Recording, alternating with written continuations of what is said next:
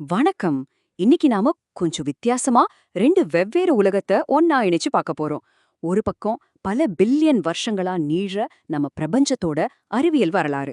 இன்னொரு பக்கம் ரொம்ப ஆழமான அர்த்தங்களையும் உறவுகளையும் பத்தி பேசுற ஒரு பழங்கால கதை. இது ரெண்டும் எப்படி ஒரே உண்மைய பத்தி பேச முடியும்? வாங்க உள்ள போய் பார்க்கலாம். முதல்ல இந்த நம்பரை பாருங்க. 13.8 பில்லியன்.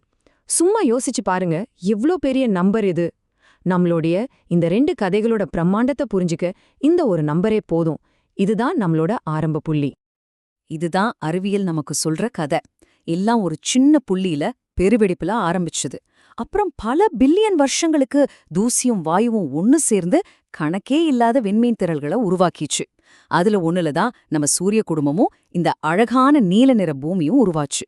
கடைசியா இங்க இருக்கிற பெருங்கடல்கள்ல முதல் உயிர் துளிர் விட்டது.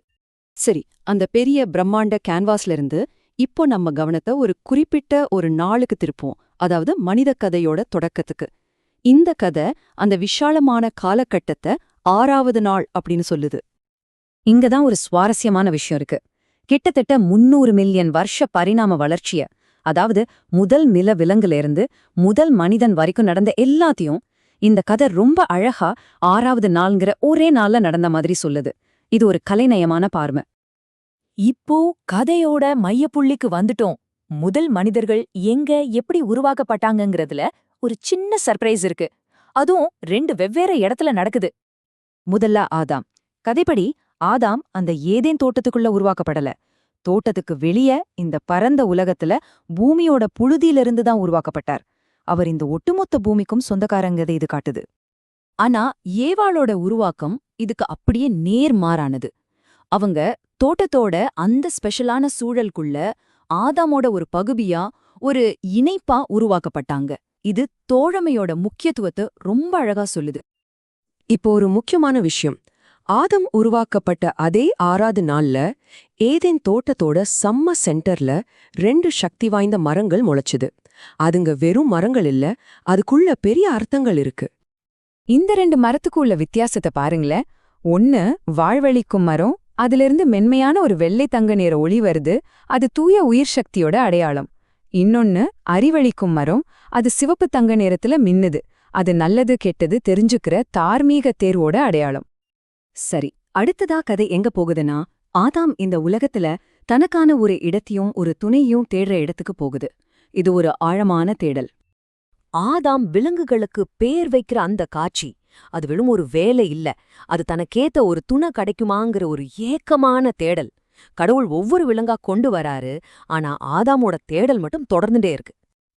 அந்த சீனை கொஞ்சம் கற்பனை பண்ணி பாருங்க.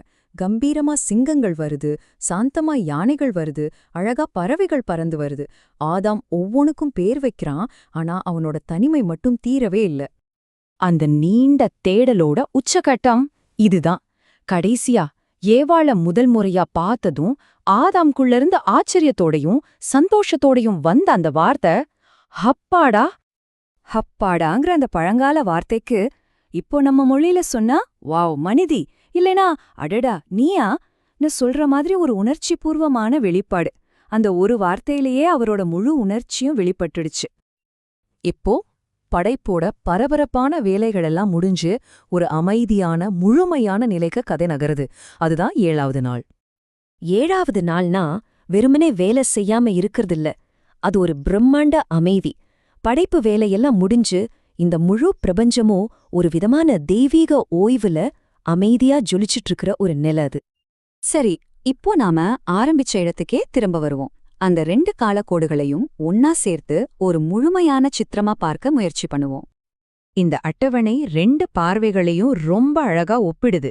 பாருங்க, ஒரு பக்கம் மனித உறவுகளையும் அர்த்தத்தையும் பத்தி பேசுற ஒரு குறியீட்டு கதை, இன்னொரு பக்கம் பிரம்மாண்டமான அறிவியல் வரலாறு. இது 2ம் வெவ்வேறு மாதிரி தெரிஞ்சாலும் ஒரே நாணயத்தோட 2 பக்கங்கள் மாதிரிதான்.